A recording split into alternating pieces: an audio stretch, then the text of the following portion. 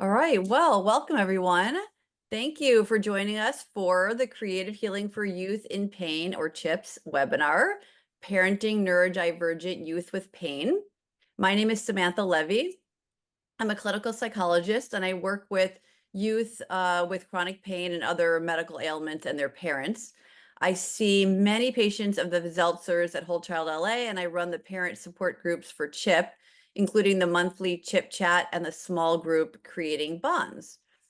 For those of you new to our community, CHIP is an online nonprofit organization that empowers youth living with chronic pain to heal by altering the brain's pain circuits through exposure to creative healing experiences, educational resources, and support. Our speaker today, Liatt Granott, is a developmental behaviorist with a background in working with autistic kids and their parents. More specifically, Liatt has expertise in working with neurodivergent youth with pain disorders and other medical ailments. I think you will definitely see that Liatt has a unique ability to help parents understand the developmental and functional reasons for their child's symptoms and behaviors, as well as lots of strategies for how to parent in this special situation. Before we begin, I would like to review a few housekeeping items. Please enter your questions in the Q&A section throughout the webinar. That's at the bottom of your screen. I will incorporate audience questions in today's conversation. Second, our webinar is being recorded. Previous CHIP webinars are available on CHIP's YouTube channel. A link to our YouTube channel webinar playlist will be in our chat. Finally, I would like to ask you to consider donating $25 to CHIP if you find our monthly webinars valuable. Donations can be made at mychip.org/donation. The link will be in the chat. Okay, we are now ready to begin. So, I have a lot of questions for you, Liatt. So, what we'll do is we will jump right into the questions that I have for you. And hello, welcome. and then I'll look at the questions throughout in the Q&A and see if people have questions related to what I'm asking you. And if it's not related to that, we'll look at those questions at the end. Sounds good. Okay. All right. Looking forward to this. I know you have a lot. Me too. Okay, so we've had a lot of webinars about kids with chronic pain. Obviously, that's what we do here at CHIP. But today we want to hear the specifics of parenting kids with chronic pain who are neurodivergent. Can you start by just giving us some background about neurodivergent youth in general based on your experience? And then we'll move to discussing parenting neurodivergent youth with chronic pain. Sure. Wow, there's so much that I could cover, but for today's webinar, I'll be focusing on some of the issues that come into play when discussing neurodivergent youth with chronic pain disorders. So neurodivergence is an umbrella term used for anyone whose brain works differently than what's considered neurotypical, such as ADHD, dyslexia, dysgraphia, and autism. That's getting some. Today, I'm going to be focusing in on autism. More specifically, I'm going to be talking about autistic youth who often go miss or undiagnosed because they don't fit the general stereotypic image of autism and are typically good at masking. This is really common with girls. I'm sure you've all heard of, girls at a much older age in their 20s and only getting a diagnosis then. But these are also the kids who used to be diagnosed with Asperger's, which is a diagnosis we no longer use. Some of these kids may have been evaluated in elementary school, but didn't get a diagnosis of autism. They may have gotten a diagnosis of ADHD.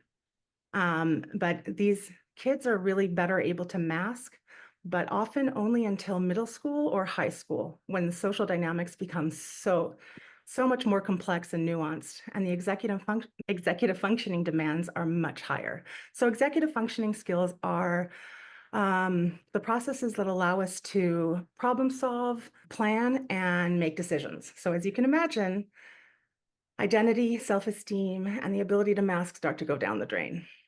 Now, today, even though I'm focusing on autism, a lot of what I'm going to be talking about really applies to other forms of neurodivergence, as well as OCD and anxiety. Okay. Let's jump in. So one of the things that comes up frequently is problems with communication.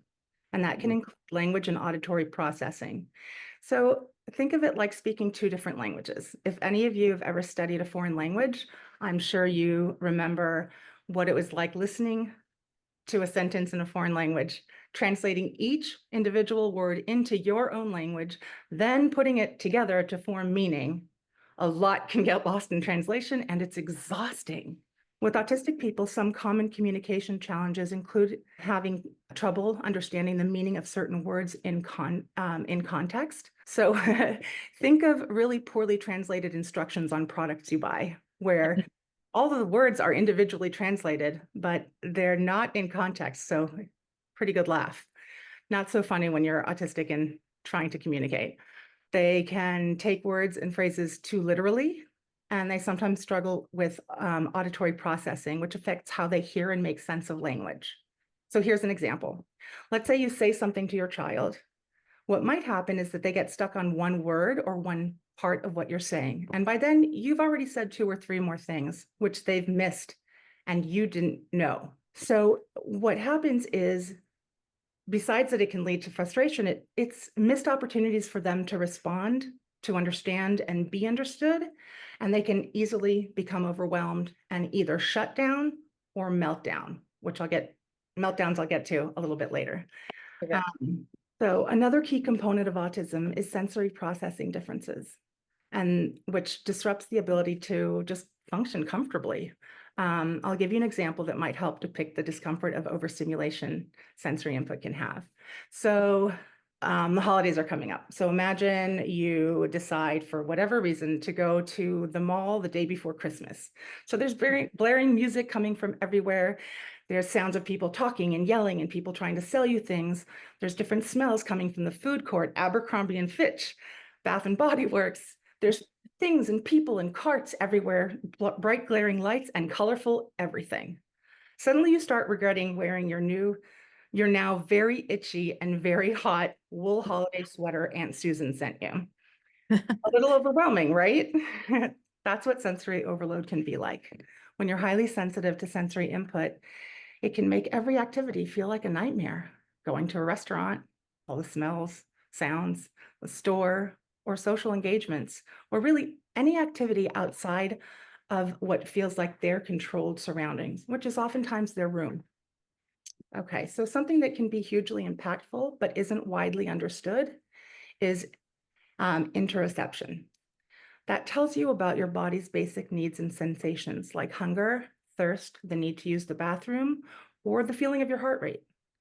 So have you ever had a really busy day and forgotten to eat, and suddenly it's the afternoon and you realize that you're starving and about to pass out? That's Yes. not paying attention to your cues.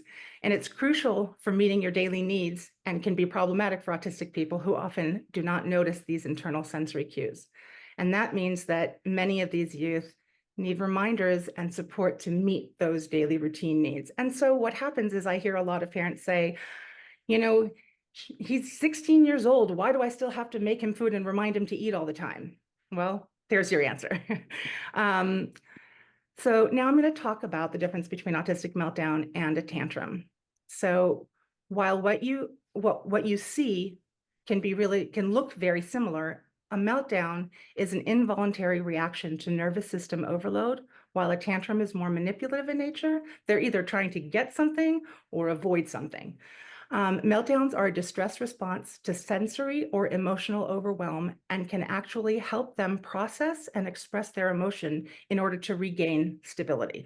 So even though a meltdown is, really disrupting and awful to watch and experience, it can actually lead to, sort of regaining regulation. Tantrums are generally like more immediate. They're an immediate response to something that's upsetting. You said no to something, or you told them to do something and they don't want to do it. So it's an immediate response. Meltdowns are usually preceded by signs. You can sort of see it building until it erupts. So Okay. it's like, let's say, think of your toddlers when your kids were toddlers. So remember you're being in the store and they really wanted candy and you said no. Now, remember their very loud and often embarrassing response? That was a tantrum. Yes. Yeah, that was a tantrum. On the other hand, imagine your toddler missing nap, then going to a birthday party and having wonderful sugary cake. Now that was a meltdown. They fall apart, they're crying, and there is absolutely nothing that you can do until they get some sleep. Mhm. Meltdown. A meltdown is also usually bigger, more emotional, longer lasting, and much more difficult to manage than a temper tantrum. It can look like crying, sobbing, screaming, aggression, self-harm, or threat to self-harm, rocking, pacing, and also suicidal ideation. That's just to name a few. And, for each of you, you have to look at, what your kids' signs are. Mhm. Um, Many kids with chronic pain have what we tend to call sprinkles, which can be described as characteristics of autism, but wouldn't meet the full criteria. Some of the characteristics include rigidity, black and white thinking, concrete thinking, difficulty with socialization, narrow or singular interests, oftentimes called special interests, and perseveration. So I know I just covered a whole bunch, and there's so much more that I could cover, but if you want more information or have questions, obviously you can put it in the Q&A, but I'll also be providing my email if you'd like to, if anything we don't have time for, or you'd like more information. Okay, thank you so much for that background. I think it's helpful to kind of know what we're talking about in general about autism. Obviously, you could talk for hours about autism, but just we get a little taste of what we're talking about before we go to the specifics of chronic pain. So, okay, so you talked about some communication barriers with autism, with autistic youth, and I'm wondering how those communication difficulties impact autistic youth who have pain disorders specifically, and how can parents navigate some of those issues within the context of chronic pain? As you probably already know, kids with chronic pain disorders have so many experiences of not being believed or made to believe that it's all in their head. And often that they could be doing more than they are, which can lead to trauma and resistance to new treatments or changing behaviors. So as we discussed, with autism, there are several language barriers that get in the way.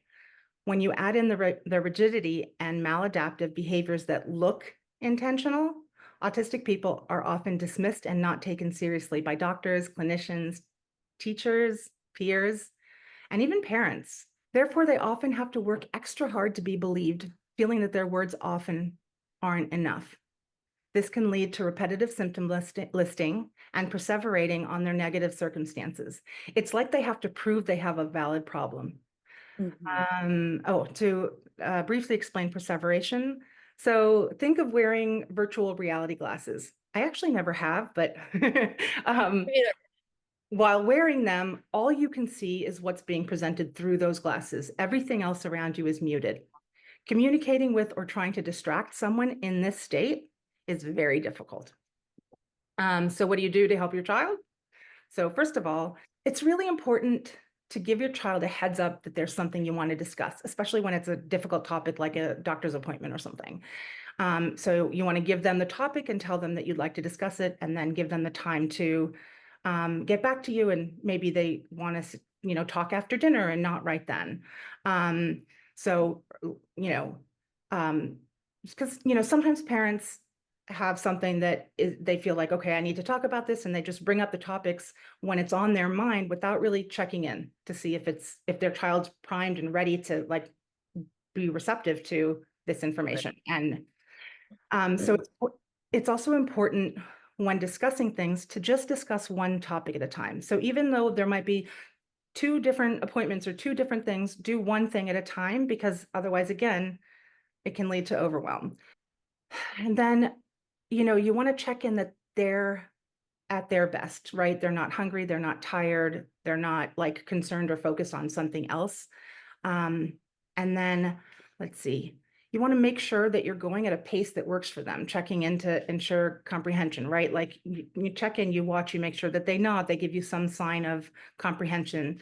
if you start to see signs of anxiety or zoning out, or, if they're zoning out, check in, you could have them repeat what you're saying, or slow down and check in with your child if you start to see signs of anxiety.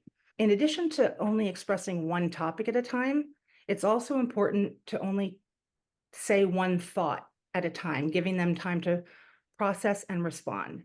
So oftentimes what I see is a parent will say something and the child won't respond, so the parent goes on. But what's actually happening is that the child needs a little bit more time to process that first statement before they can respond. And it just looks like they're sitting there doing nothing, but it's not true. So that's why it's important to just go one step at a time. And then when you're So preparing, don't interpret the silence as, oh, good, I can say the next thing and the next thing and the next thing. And, exactly, that you exactly. think you can get it all in because they're not saying anything. Right. And then what happens is you think that they've understood or remember everything, and then later, like, you didn't tell me that. And I'm sure you've all had those moments too. The other thing is that with doctor's appointments, this can be really overwhelming because a lot is happening really fast. So preparing for doctor's appointments is also important. You can talk to your kids about like what things they want to discuss. What do they want to ask about? Also, not everything has to be discussed with your child in the room. Oftentimes, at a doctor's appointment, after the first however many minutes, that's it, they're full. So you can always email your doctor before or after, or ask to have a call. And if appropriate, you can have your child wait in the waiting room while you continue talking to the doctor. Some kids are okay with that, and some kids feel, that that's a violation of their privacy. So, I can even imagine, I mean, for all of our kids, going to the doctors is really fraught with so many issues about doctors believing them and saying it's all in their head and not having answers and saying that they're difficult and all that stuff. So I can imagine for kids who are autistic, when you add also like the sensory, you were talking about the sensory stuff, like even when I go to the doctor, I mean, it's really, the lights are usually really bright. It's usually freezing in there. Sometimes they want you to put on a paper gown. Like I could imagine all that sensory stuff yeah, making doctors' appointments even more difficult. absolutely.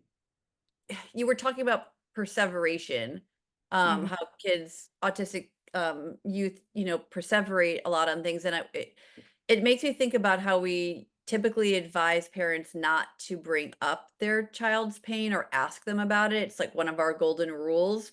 Right. Don't ask your kids about pain. Um, and so I'm thinking about autistic kids, if they're perseverating, and a lot of times we've noticed that kids who are autistic are perseverating also on their symptoms, on their medical symptoms. Those become Yeah, one of their perseverations. So should we be even more careful not to ask about it because they tend to perseverate on it? that's actually a really great question. And ironically, it's actually the opposite of neurotypical kids in this situation. So, as you said, normally we say, don't bring it up, don't call attention to it, right? So, because they often feel the need to prove their pain is valid, they tend to perseverate on their symptoms without the ability to move away from the topic. And that's the difference. Neurotypical kids also often feel the need to prove that their pain is valid, but they can more easily distract their peers, their parents, TikTok, whatever. But autistic kids have a harder time moving away. So they're stuck. They're stuck with these glasses on, and they just continually and repetitively list their symptoms over and over. So, given that autistic kids are not as able to distract with, as I mentioned, um, when a parent asks them about their pain, showing them that they understand, they're thereby, like, validating what their experience is. It often actually allows the autistic child to break away, take those glasses off, take away, move away from the perseveration and engage in other activities. So it's very strange, but when I'm working with parents with neurotypical kids, I tell them don't. And with autistic kids, it's the opposite, which is just wild to me. That makes sense. I mean, I would think you would still be saying don't constantly be asking them about it, but you do want to acknowledge it, it sounds like, and Yeah. start the So, oh, conversation with some kind of validation. yeah. So for example, with neurotypical kids, we might say something like, if you praise them or say, "Oh, you did this," then we tell them to follow it up by saying, "Even though I'm sure it was hard." With Right. neuro with Autistic kids, it goes in the opposite. You start off by saying, I know you're experiencing so much pain or whatever it is. I know that your X, Y, or Z hurts. And you start off with that instead. It goes in the flip direction. Uh-huh. Well, that's very helpful. Thank you. Um, so you talked about the autistic meltdowns at the beginning, about the tantrum versus the meltdown. Mhm. Um, how does that topic of autistic meltdowns relate to um, autistic kids with chronic pain disorders? Good. Yeah, this is a really big one. So so when the body is already stressed by pain, isolation, all of what encompasses having a pain disorder, it heightens their sensory needs and sensitivities. So suddenly sounds and whatever they were sensitive to begin with, it's much more, it's like grating on their nervous system. And it tends to lead to autistic meltdowns, which is one of the toughest parts of parenting autistic child with pain disorders. When involuntary meltdowns are treated like behavioral tantrums, it adds to the experience of not being believed. And that sends the message directly to the brain that their physical symptoms are taken more seriously and can result, as you can imagine, in increased pain symptoms, opposite of what we want. Now, to be clear, this whole process is most often not a conscious decision. So it's not that they're thinking, oh, now I'll complain about my pain instead.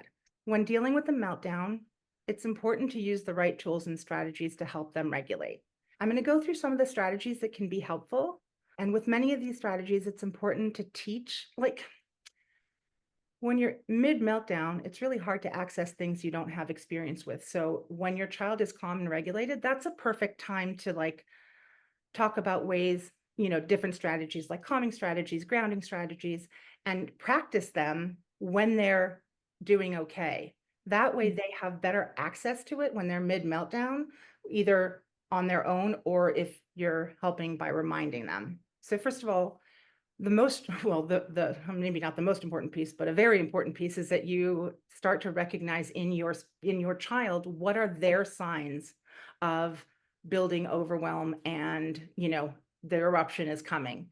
Some of the signs might be I've obviously can't name all of them, but some of them are heightened anxiety, repetitive language, or repetitive complaining, frenetic movement, shutdown, sudden irritability, or withdrawing from social interactions or engagements. If you start seeing signs of overwhelm, step in, use strategies. Now, same as the signs, each child responds to different things, but I'll just sort of go over a list of things to keep in mind. And again, I can answer more specific questions. Staying calm and patient is very hard, but very important. It's good to sort of balance their heightened state by using a slow and soft tone. Avoid questions, demands, explanations, rationalizations, just not a good time. It's not a teachable moment. Use very simple communication that's really just focused on helping them get, grounded and calm again. You can move to a quiet, safe place. That might be their room. That might be a corner in their room. You might have set up a little cozy corner. If you're in public, that might be your car, in which case, I find it's really important to have like blankets and pillows and fidget toys or whatever kind, in the trunk. Um, one of the most important things is just to give them the time and space they need. It takes the time that it takes, and they end up getting to the point where it's all expelled and they're calmed down again, and oftentimes in a better place than they were. And it's hard because it can take a long time. And using sensory tools. So some of my favorites, weighted blankets or vests or backpacks or whatever, noise canceling headphones or earbuds. They have special ones for sensory needs. Swings and water, calming music and fidget toys. Um, some kids love to be hugged, or have their back stroked or their hair stroked. And then grounding techniques, which I don't know if any of you are familiar with panic attacks. It would be the same types of things where you're just helping them to breathe or become more present in the moment. Again, I can give more examples There later. is a parent blog on panic attacks, so Perfect. refer to the parent blog on handling panic attacks for that one. And that's great. And then a lot of these kids have special interests. So they're like very, very interested in Harry Potter, or they're very interested in dinosaurs or whatever. You can use those special interests to engage their minds. And then lastly, after a meltdown, it can take a while for an autistic person to recover. Um, it's exhausting for them and for you. So take that time yourself to recover too. But give them the space, the time and space to regain their emotional regulation. Now, they oftentimes cannot recall the details, particularly in the first few hours, but sometimes not at all. So wait to discuss anything if it's even needed. But just know that they might say, I don't remember that, and that's not necessarily a lie. That's really helpful. We have a question. Sure. A parent is asking, how do you decide during a meltdown whether to try to help versus just disengage and give them that time? Mm. Good question. So you trial and error.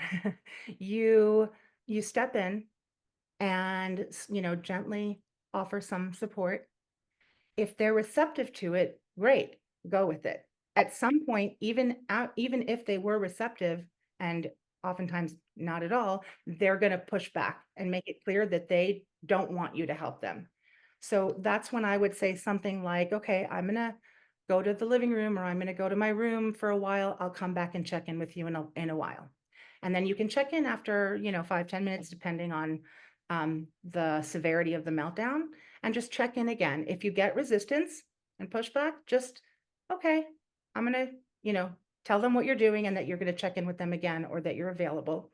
And yeah, it's like I said, trial and error. A little bit of a dance in the Mhm. Yeah, okay. and they can want one thing in 1 minute, and then the next minute, and I have kids who say, "Leave me alone, don't talk to me," and then in the next, 2 minutes, they're like, "Why are you ignoring me?" So expect that it's not there's no it's not necessarily rational, and just go with Right. it. Don't And you don't, it sounds like you don't wanna say, "Well, you just told me to leave you alone." Like, you just, "Okay, now they wanted me to be with them. Okay, now they they might not Yeah, they might not even be aware or remember that they just told you to leave. That they it's not that it Yeah, it's just not rational. Right, for sure. Do you have, can you talk a little bit more about, with sensory overwhelm, some other ways for parents? Are there any other strategies to help their children Yeah. regulate when they get overloaded? Yeah, I have some information about sensory, um, like sensory breaks, and we want to, sort of do as much preventative as possible, not just reacting. But if you're in an environment, especially if you're in an environment that's a little bit overwhelming, right, like going to the mall, but also even if you see that your child is sort of like anxious and they're feeling overwhelmed, sensory breaks are great. You can go to their room for a little while. You can go, if you're in public, you can just go to the bathroom, or go for a short walk, or go to the car. So things like that, like noticing when your child is starting to ramp up, providing those sensory breaks. Speaking like in terms of like going places, whenever possible, find out a little bit more about where you're going, what kind of environment it is, so you can plan for it. You can also even ask, like Disneyland, apparently they have a sensory room that you can take a break in. So some places have, and there's movie theaters that have sensory movie, like where the lighting is different, and it's more conducive to kids who have sensory sensitivities. Yeah, so find out and then plan for it depending on where you're going, what you need. Do you need sunglasses because you're going somewhere that's going to be bright, which brings me to like, having the tools you need. So I like to have parents create toolkits that are filled with, the things that are specific to what their kids need. So like sunglasses, some of the things that we've already mentioned, headphones, fidget toys, stuff like that. And then we come to the interoception again, which is, especially in a stressful situation, your kids are going to be less able to recognize their own cues. So planning for it, taking breaks to eat, drink, checking in about going to the bathroom, things like that. I'm not sure if I answered your question. My question, yeah, Okay. you did. I also think, I mean, you were saying, like, noticing when they're starting to get to a point where they need a break, and Hmm. I have noticed with some of my clients that it's helpful if the parents don't even wait till that point, like, if they know, "Oh, they can only walk around the mall for a half hour before we need to have a break," like, before then, take the break, Yeah. because Yes. you know Yes. it's coming even if the signs haven't started Yeah. yet. Yeah, and that's something that, like, as you start to pay attention, you can start to notice, oh, my kid can manage a social, activity for 30 minutes. So then exactly, you're like, okay, so at 20 minutes or at 25 minutes, that might be a good point to but certainly if you were planning on having a sensory break at 25 minutes and you start to see signs of, and I definitely don't wait until they need the break. Wait until if you start to see signs that they are approaching that. So, they start to fidget with their fingers more, bite their nails or something like that. It's like, oh, okay, I can see that my kid's getting overstimulated or and it's not just kids. This is the same as for teenagers and adults, autistic teenagers and adults. You'll start to see more agitation. And once you start to see that, the beginning of it, that's the time to step in and help meet their sensory needs. Because the truth is, if those needs are ignored, then it's almost like you just bought yourself a ticket to meltdown land. Right, right. Um, Okay, we have a couple questions in sure. chat. So the first one is, what if the perseveration is on the pain, such as my stomach is hurting or my head hurts? How do parents know if they need to contact the doctor or if this is just part of their sticky neural loop that the child is focused on? Good question A little tricky. again. Yeah, that's a little bit tricky. So, okay. I mean, part of it I think would have to do with whether this is their usual pain that they I was just always gonna talk say about. exactly that if it's by the time, these kids have generally been to every doctor multiple times. And if it is their usual pain, there's usually no need to go to the doctor. Obviously, if let's say you're talking about GI issues, if it's accompanied by a fever or some new symptom, something that's completely different, you can then put a call into the doctor and ask. I recommend doing that without your child's knowledge necessarily because we don't want to over medicalize them. So you can just sort of like check in, send an email to your doctor and ask if it's something you should be concerned about. But generally speaking, yeah, if it's part of their usual, then just respond to it in the same way, which is, to acknowledge it, to, spend a little bit of time talking about how unfair it is and that, it's really awful and blah, blah, blah. And then see if you can get them engaged in something else. Because now you've shown them that you're really listening, you care, it matters.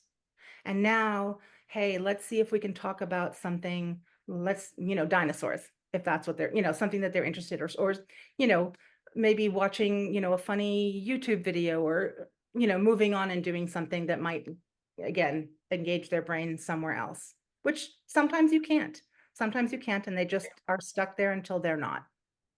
One thing that I found helpful with some of my clients, I don't know what you think about this with autistic kids, so this may not be a good idea, but with some of my clients who really perseverate on their pain all day long, like constantly talking about it, we'll Mhm. institute like a few times in the day where you get 10 minutes to talk nonstop about your pain, but you have to Mhm. limit it to those time periods. And Mhm. the parent will say very nicely, like, I really want to hear about this. I understand it's hard, we have a complaint time coming up after lunch or, something like that. And I have found that it helps the kids start to perseverate on it less because they're not Mhm. able to kind of spiral about it all day long. Yeah. What do you think about that? Well, in theory, it's a great idea. And it's definitely worth trying. You can ask, you can try. You might get really a lot of resistance and even anger.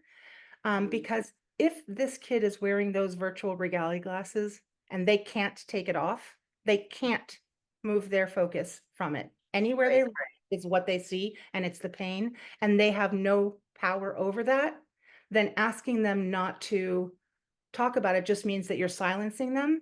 You're not it's not doing anything than other than helping you, and sometimes that's fair, right? I definitely tell parents to say, "Hey, I need to go do such and such. I'm gonna, I'll be back in 20 minutes or I'll be back in a half an hour." Right. Depending on, also depending on your kid's your child's age. But I would say that in those situations, you take the break that you need while, you know, telling them that it matters and that you're gonna come back, but yeah, if they have no control over it, then you're asking them to do something like, Right. walk and they're paralyzed. Right. Right. Okay. All right. We have a few more questions. For kids with chronic pain who struggle with interoception, especially identifying their own pain and Mm, communicate these needs through meltdowns, how can we help them shift towards an alternate communication method? Specifically, how can we help them learn that the feelings they have are due to pain? And if they communicate that, we can help address it. yeah.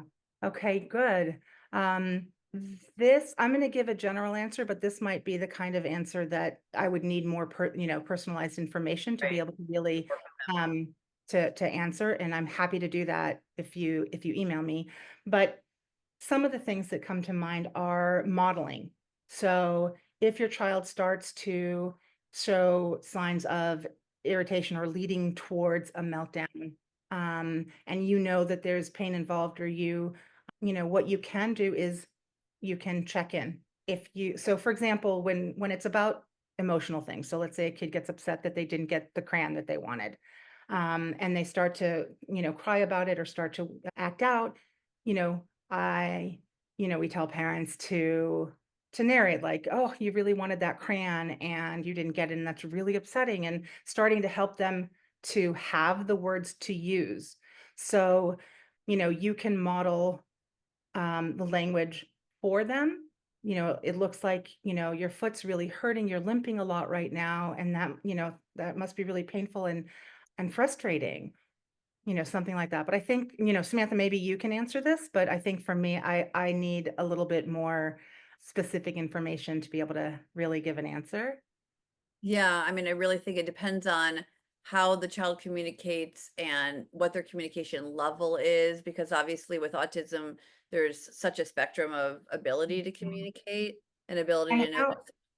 how is it that you know that what they're, melting down over is pain versus something else? So that all like what the cues are, I would need to know more about that. And sometimes I think eventually you learn how your child expresses pain, but you have to know where the pain, they may express it. And, Right.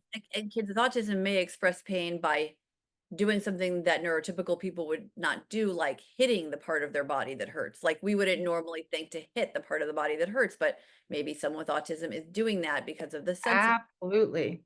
So that's very, Yeah, that's actually really true, and in that case, saying like, "Oh, you know your looks like your leg is really hurting. Why don't we put ice on it instead of, or why don't how about do you want a little bit of a massage on your leg?" And offering some that's a good idea. If you know what's hurting and whether they're hitting themselves or not, is to offer some so first of all, modeling the language, but also to offer like, "Hey, do you think we should massage it, or do you wanna put whatever cream on?" Or something like that. That could be helpful. One of the parents is asking how the parent knows if he or she might be neurodivergent, and thus getting into ongoing conflicts with their neurodivergent teen because neither of them can give up and they're So both perseverating. And I will let you answer that question, but I will just also say that there are some resources for adults to self-diagnose. There are some, if you look online, there are some ways to self-diagnose. And Mhm. if I can call up some of them before we finish, I'll put them in the chat. But go And I'll ahead. say that those self-diagnoses, it's more of a not a diagnosis, but it's more like, "Oh, is it possible?" And therefore then to look into it more if you're interested. So to answer your question, I will say that very often, if you have an autistic child, the parents oftentimes are either autistic themselves or neurodivergent in some way.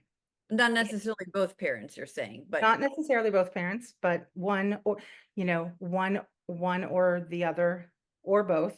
And things to look for. If you find that you have this, repetitive patterns, you respond to things the same way, even if you're trying to learn how to do it differently, it's harder to catch on to pick up new strategies. If your thinking stays the same, yeah, you know what, this is again, another one that's best answered when it's one-on-one with more information. But if you're finding that you're having some of the similar issues as your kid, but maybe it looks a little different, so communication issues, social cues, and there may just be what you referred to as sprinkles earlier, where maybe a right? parent or a sibling or an aunt or a first cousin has some of these characteristics, or you do, but maybe you wouldn't meet criteria. Exactly, And I know there's the, like, saying, if you've met one person with autism, you've met one person with autism, so right, everybody is different. There's a reason it's called a spectrum disorder, and even within that, there's so many differences, so, exactly. um Yeah, as you said, autism is a spectrum. I mean, in terms of the traits, you can have a certain number of traits that are autistic traits without having autism necessarily. But yeah, so that I find that to be the case with parents too, where I can't necessarily diagnose them with autism, but it's like, well, there's certainly some traits there. So we have a couple more questions that it would be great if you answered briefly, and then I did want to ask you a little bit about socialization because I think that's Sure. important too. So, one question is, does having a pet help kids who are neurodivergent? Pets are amazing, can be amazing for kids with autism, and sometimes it's a dog, and sometimes it's a cat, and sometimes it's another pet, and sometimes, as much as you want that to be the case, sometimes they don't respond at all to animals, but yes, more often than not, as long as they're not scared of the animal, it can be very calming and reassuring and, sort of a constant source of unconditional love and acceptance. So yes, I have had clients who are autistic who will not touch any of their human family members, but they will only touch their pet. absolutely.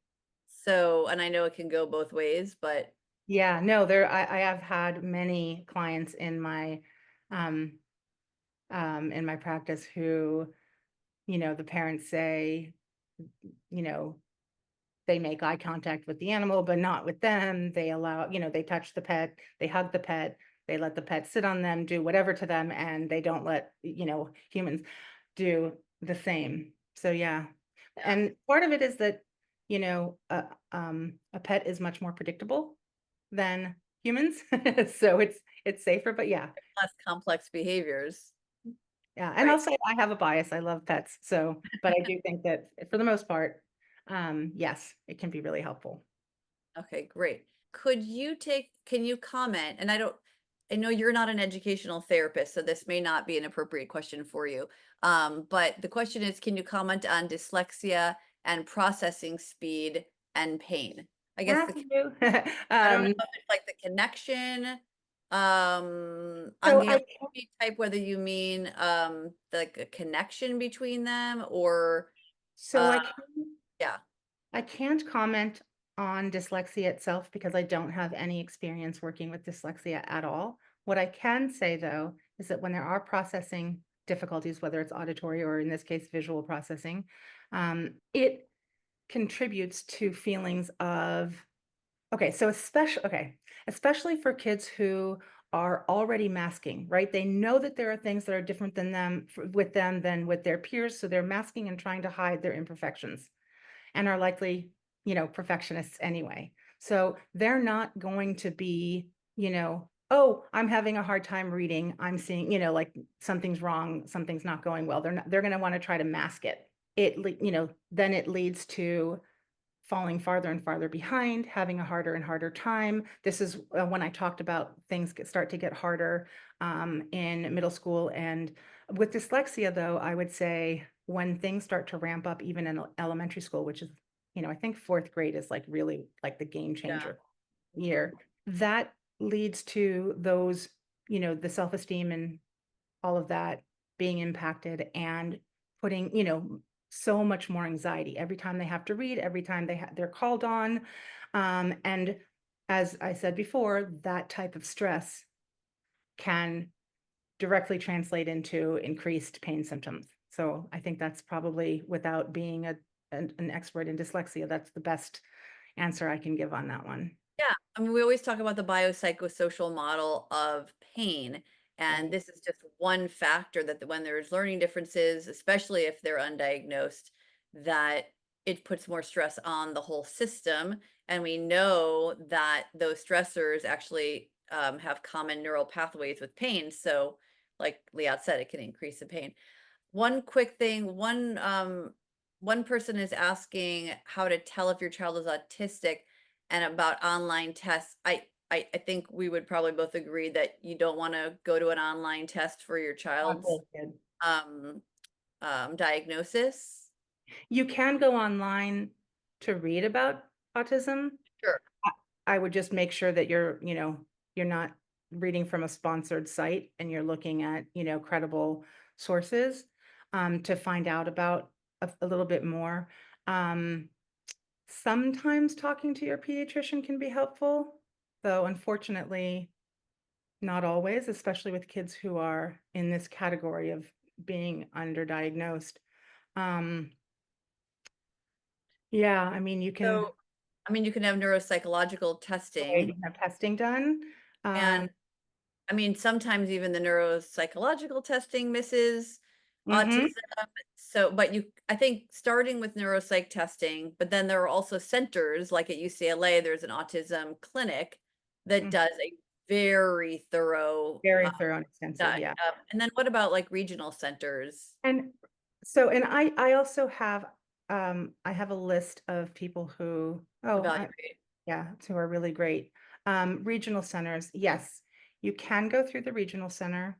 I'll say that regional centers tend to deal more with kids who fit the stereotype, kids who are gonna have Yeah, IEPs, kids who have stereotypic autistic characteristics and are more impacted, needing more resources, from the right, school. And so I would say probably the regional center, that they could be a good resource to get information from, and ask them how to go about it. If talking to their teachers, that's a good source of information. Not always, it depends on the teacher, but theoretically, they're supposed to be trained to notice signs. Um, and, if you have anyone that you're working with, you know, so for me, when I'm working with a family, I can't diagnose a child, but given that I've been doing this for as long as I have, I am able to say, I think your child might, it might be worth having an evaluation or the right. like. For the sake of time, I really want, because we only have a couple minutes to get to Yeah. the social work, 'cause we're getting a lot of questions about that. And one of our participants is at the Center for Connection, and she's saying that they do evaluations. Yay. So why don't we have people email if they want? We can give resources because a bunch of people are asking about bullying at school and missing out because of socialization. So, I mean, one of the most difficult parts of having chronic pain in youth is the social isolation, whether they're on the autism Right. spectrum or not. But obviously, this seems like it would be even harder with kids with autism. So, can you talk a little bit about social dynamics and social issues? And yeah, Yes, you're right. Social isolation is more extreme with autistic kids. And, given the other issue is that given their social difficulties, autistic kids, tend to spend much more time with their parents, and their parents are sort of the center of their world, often having to be sort of parents and peers. So one of the things that's helpful is, to practice certain like social dynamics with them so that they can use that with peers. So one of the challenges is, as we discussed, is they're very concrete thinking, which often can lead to confusion and hurt feelings. I'm going to give you an example, that I had with a client and their father. Um, they the dad decided to reward the kid with a treat of going to the gas station and spending $10 on some snacks. The kid ended up spending $20 and the dad got very upset and wanted to take the snacks back. And the kid said, I'll pay you back. And they went back and forth because the dad was upset. And anyway, I spoke to both of them and the dad was very upset. And of course, on the dad's side, his feelings were hurt because he was doing something nice and he felt taken advantage of. But on the kids' side, when they talked to me about it, they were like, it's just $10. I said I would repay.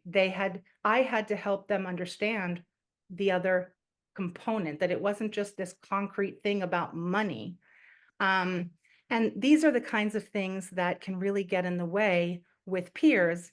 And so, just helping them to become more flexible with their thinking. And because we don't have time, I can't get into this, but again, I'm more than happy to by email, to work on like perspective, seeing other perspectives, giving them certain situations and having them tell you what the perspective is, what is, if you're, reading together, like, oh, what do you think so and so is feeling, or why are they upset? Things like that that you can work on. And the other thing that's really kind of big is some of the social constructs that we have, like things like Mother's Day and holidays and birthdays, right? These aren't inherently, like, they're special because we make them special.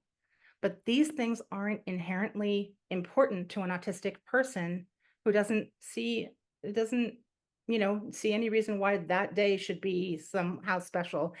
And sometimes, like, well, that's how I feel, so it doesn't matter, not realizing how that can impact the other. So, you know, these types of things to like practice and talk about, and like, okay, on these days, when a birthday's coming up, to make sure that they, give their friend attention, do something for them, things like that. And I know that that was a very curt response, but Right. I know you're we're short on running out time. of time. And I think what you're trying to say is, like, practice these things at home, and that some of mm, the problems that happen with peers are that something like a normal social construct, like a birthday, they just think, "Well, why is that more special?" They may be, and the friend is like, "Why didn't you do something special for me for my birthday?"